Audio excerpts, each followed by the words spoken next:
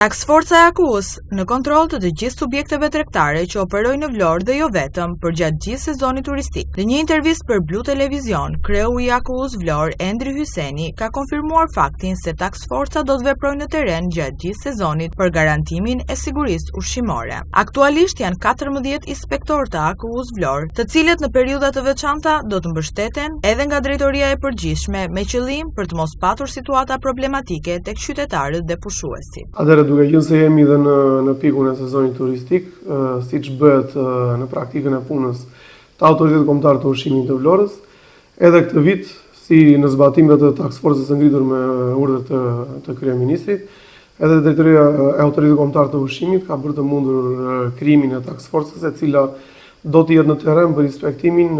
dhe monitorimin e gjitha operatorëve të biznesit ushqimor, duke parë edhe kushtet atmosferike, të cilat temperaturat janë shumë të larta dhe të konsiderueshme, të cilat mund ndikojnë drejt për së drejti në cënimin e sigurisë të produkteve ushqimore. Do të vijojmë duke inspektuar gjithë operatorët e biznesit ushqimor dhe duke i kontrolluar ato për sa i përket kushteve të mbajtjes, të ruajtjes dhe të qëndrueshmërisë të gjithë produkteve ushqimore, të cilat kanë të bëjnë drejt për së drejti me sigurinë e konsumatorit. Aktualisht në terren drejtoria e Autoritetit Kombëtar të Ushqimit të Vlorës ka në përbërje vetë 14 inspektorë, të cilët janë çdo ditë në terren për të vijuar me inspektimin e operatorëve të biznesit për të garantuar sigurinë ushqimore. Po gjithashtu, duke qenë se zhvillet Task Forca do të ketë edhe mbështetje nga trupa inspektuese e drejtorisë së përgjithshme, e cila do të jetë në bashkëpunim me trupin inspektuese të drejtorisë renale të Vlorës, për të vijuar më tej gjithë kontrollet në vijim përkatare, duke qenë se është sezon turistik dhe masat janë më të larta për sa i përket garantimit të sigurisë ushqimore. Në fokus të kontrolleve, subjekte të hapura rishtazi dhe që funksionojnë vetëm gjatë sezonit, duke patur në vëmendje fast foodet apo edhe operatorët turistik që gjatë sezonit shërbejnë ushqime me mjetet e tyre lundruese. Objekti inspektimi të Autoritetit Kombëtar të Ushqimit janë gjithë operatorët e biznesit ushqimor, të cilat kanë të bëjnë në prodhim, përpunim, ruajtje kushtet frigoferike apo shitje me pakica apo tregtar të vegjël. Neve do të jemi në terren për të inspektuar të gjitha këto subjekte të cilat juve sa u përmendet. Gjithashtu fokus veçantë do të kenë edhe fast foodet të cilat janë ngritura në vijim bregdetare